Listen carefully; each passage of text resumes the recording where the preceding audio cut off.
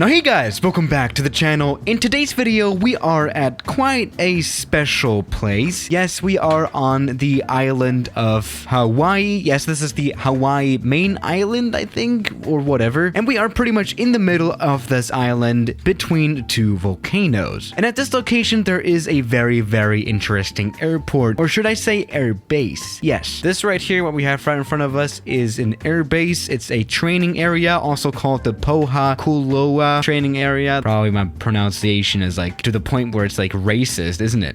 Yeah, this is a United States Army airfield, and this is actually one of the smallest airfields that there are, or at least one of the shortest runways that there are. Yeah, this is only an 1100 meter long runway, which is like 3,600 feet. That is really not a lot, especially considering that this whole training area that this airport is located in is the biggest United States Army training area in the state of Hawaii. Yeah, this is quite a large area, as you can see right here. There's a lot of fire testing going on and all that, a lot of exercising, and yeah, again, that's between these two volcanoes here. Now, we might ask, well, why is the runway here so short if it's an actual airbase for the military? There's a simple explanation. This airbase was built in the 1950s, where a lot of planes still had propeller engines, where a lot of planes, used propeller engines, and these planes didn't use a lot of runway compared to planes today, the jet planes. So today, let's actually do a little bit of a military version of landing big planes on a short runway, shall we? And I think I have a very nice plane to begin with. Of course, that's going to be the P-51 Mustang. Oh, there we go. I kind of missed this sound. Yeah, this plane is also from the 50s. Yeah, this plane was also used in the military in the 50s. So this fits in perfectly nice. Maybe there has been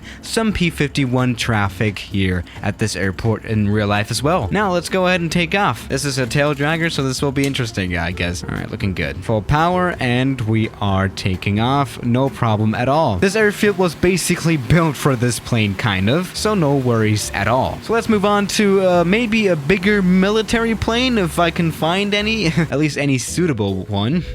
You know what? I think a plane that could be interesting is the Saab 340, which also has a military version, which is the airborne variant. The Swedish Air Force uses it. Let's try using that plane here. 1100 meters of runway is normally enough for a plane like the Saab 340, but let's find out. We're at quite a high elevation, by the way. I haven't mentioned that. Yeah, this field's elevation is 6,000 feet, which is like 2,000 meters around that, which is pretty high, I guess. So this will even be a little bit more challenging, but let's see. This right now is not the military version, but that doesn't matter. The military version flies just like this one. Yeah, we're ironically using a Flybe livery, but whatever. Let's just get this plane landed, I guess. Honestly, I do wonder what modern military plane could land here, possibly. I mean, not even fighter jets will land here comfortably. So, what then? Maybe some cargo plane, but we'll care about that later on. Let's go ahead and land. Alrighty, looking good, huh? Perfect. That was a nice landing, and now the reverse thrust. This will be a pretty quick stop, as always. We're always very pleased with the performance of turboprop engines. No worries at all. Talking about turboprop, let's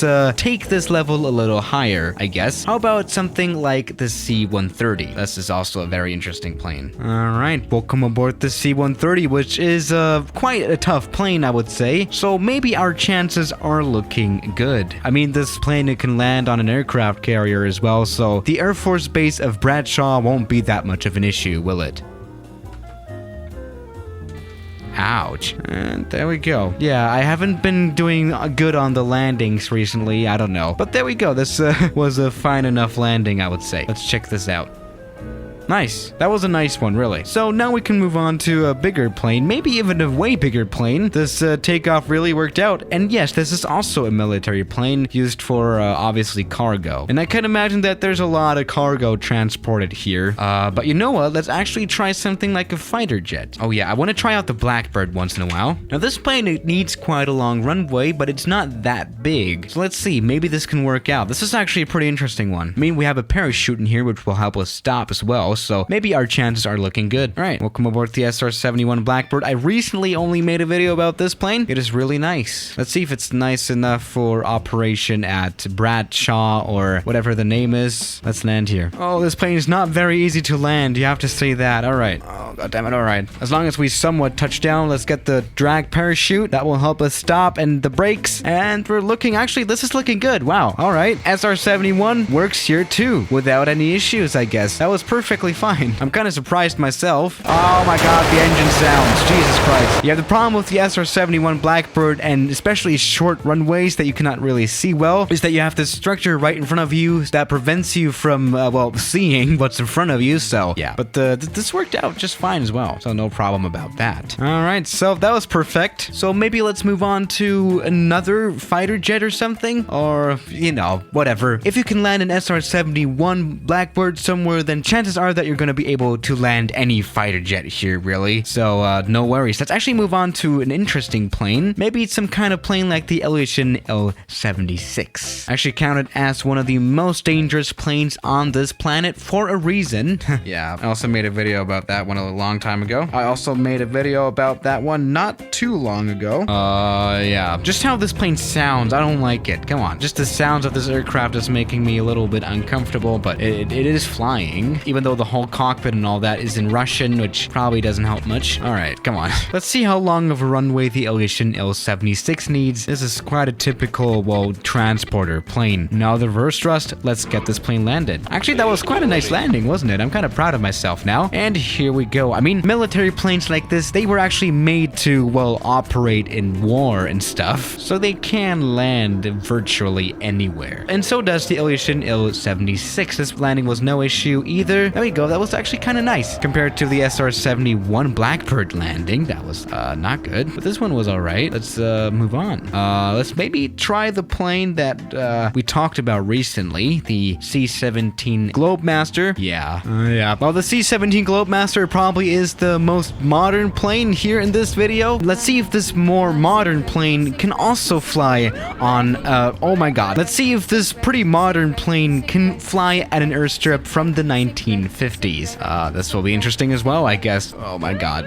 All right, looking good, actually. Looking good. Let's see if we can stop this plane here. Oh my goodness. Oh, actually, this is not looking good, huh? All right, that is a pretty big disappointment. Actually, the C-17 Globemaster is quite a tough plane. I thought it would be able to land at an airstrip like this. That is a little weird. How did this not work out? Let's maybe try doing a takeoff again and see how that works. All right, let's do this. Full power. Let's do a static takeoff, which basically means that we'll release the brakes after the engines have reached full 100% power. And there we go. Our speed is alive. We're actually looking good. There we go. We have reached 100 knots of speed, and we are kind of airborne. Come on, please. I don't know. I think the C-17 Globemaster is having a bad day today. Normally, it is able to land on a 1,000 meter long runway, but it doesn't want to today for some reason. So yeah. All right, let's maybe for once try some kind of passenger plane. How about a 737-800, I guess?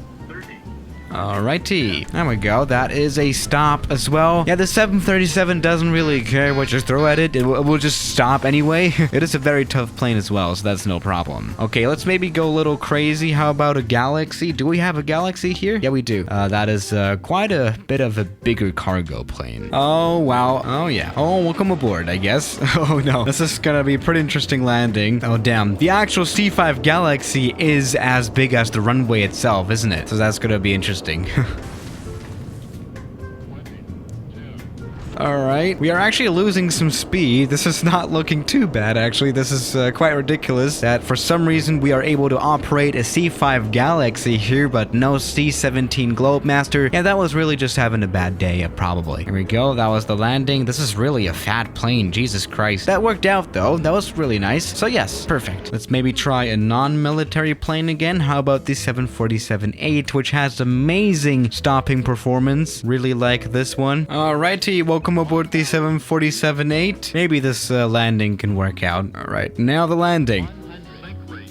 Right, this was actually a pretty ridiculously fast stop again. Yeah, the 747 has really been blowing me away recently with its stopping performance. It's really amazing. Now, what can we say about the airfield or, well, training area of Kulua, whatever. It is very historic, obviously. It was built in the 1950s and not really touched, I guess. Especially the airfield. As you can see, this is quite a short runway, obviously. So that's pretty cool. But, you know, it's not really practical, maybe. be, but that's another story. So yeah guys, thank you for watching today's video, and I'll see you tomorrow. As always, good night.